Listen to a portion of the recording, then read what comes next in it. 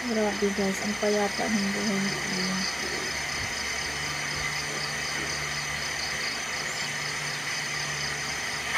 Ang lakas makapisok na yun.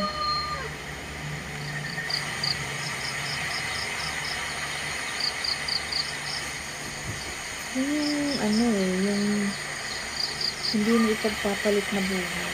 Yung kaiingitan mo.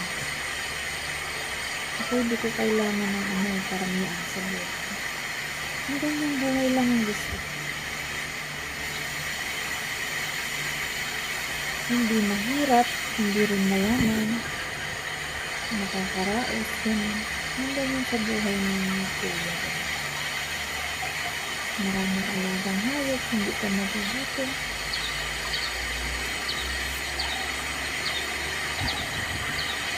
Kahit anong pwede mong itanim.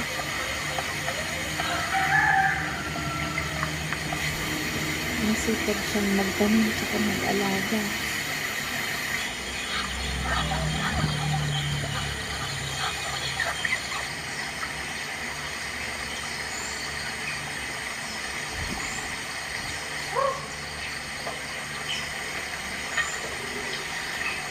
Siguro pag nagkaroon ako ng chance, tumira sa ganyan.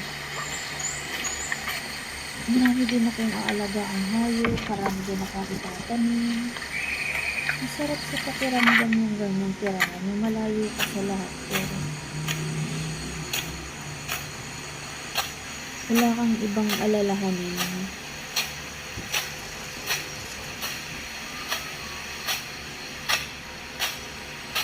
Nakakamiss sa Iraya. Sa Iraya din ganyan eh. Kasi nga lang kasi, minsan, ang mga tao kasi sa Iraya, hindi nila alam kung paano. Kulang sila sa parang sa seminar kung paano uunlad ang lugar. Walang nagsiseminar doon. Walang nagbibigay ng mga binhi para sa mga itatanim. Kasi yung ibang barangay may ganun.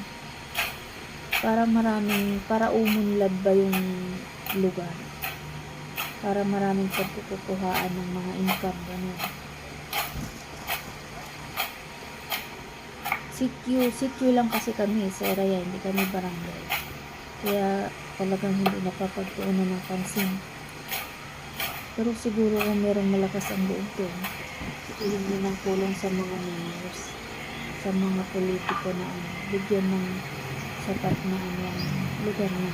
Kasi sa lugar na walang kuryente, walang eskwelahan, ang daming wala.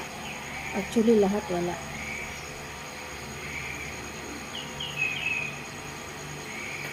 Walang unlad kasi walang tumutulong.